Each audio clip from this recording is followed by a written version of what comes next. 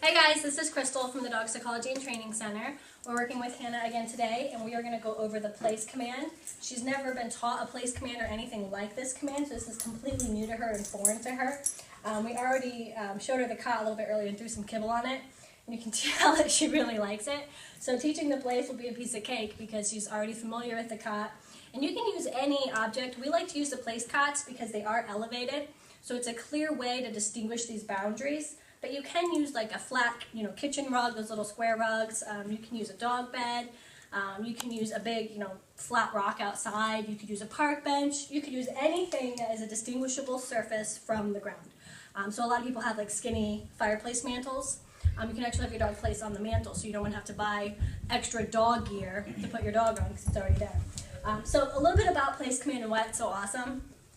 Place is one of those commands that can be used anywhere, for any reason. It's really versatile.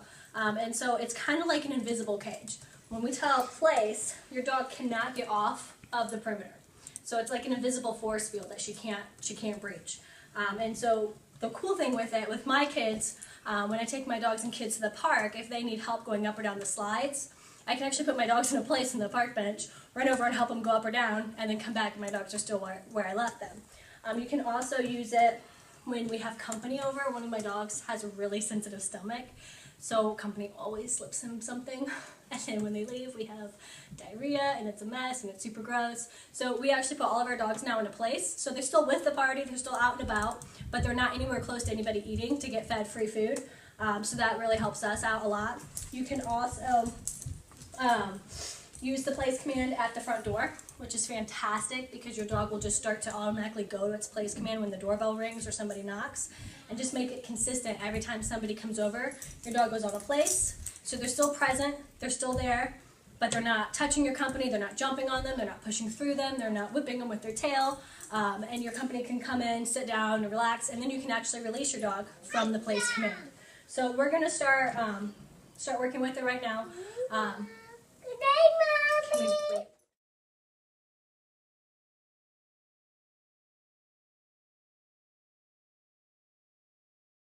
Okay, so it's really awesome. So we're going to get started with Hannah and just showing her how to get on the place and then kind of teaching her the perimeter. There's a few ways to do it. Since she really likes the cot, I'm probably not going to need a whole lot of luring, but you can use treats or food. You can use toys, anything that really gets them excited to want to get on the cot, but she's already a pro. Hannah, come here. Good girl. Good girl. So since we're using low, they're going to make this too easy. Come here. Good girl. We're going to use low-level stim, and so I'm going to show you the exact placement that I want you to start and stop when you say the place command, and then and when to push the button and how long to hold. So we're going to walk. Hannah, sit. Good. She's on a 6. We're going to go down to a 5. Hannah, place. Good.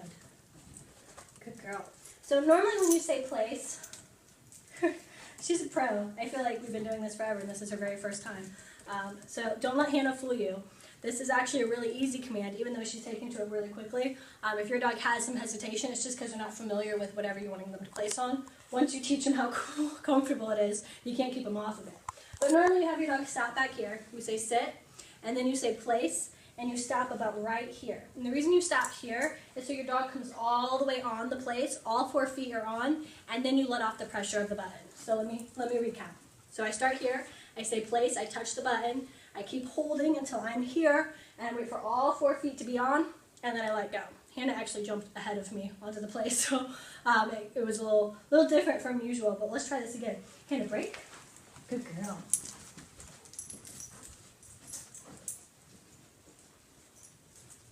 Hannah, sit? No. No. So I gave her a sit command and she wants her place. No. Come on. No. Sit. Good. Good girl. You're jumping ahead. You're jumping ahead. No sit. No sit.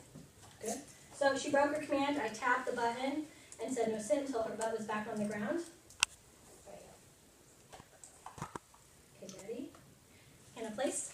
Holding the button, letting go. As soon as all 4 feet are on, I let go. Good girl. You can have definitely have another treat. You can definitely have another treat. What a good girl. What a good girl. So to teach the boundary, I'm going to walk a circle around Hannah. Good girl. Good place. She's free to do whatever she wants on the place. She can stand up, she can sit down, she can roll over on her back, as long as she doesn't step off of the place. So if I drop kibble on the ground, she should not get off of the place. No place. Pushing my button, holding, good. As soon as she's back on 4 feet, I let go. Trying it again. And this is Hannah's very first lesson with place. So some dogs, this might be too fast, but for Hannah, it's exactly what she needs. Hannah, break. Good girl. And then she gets to have jackpot. So place is very simple. It's super awesome. It's really versatile. Like I said, you can use it for anything.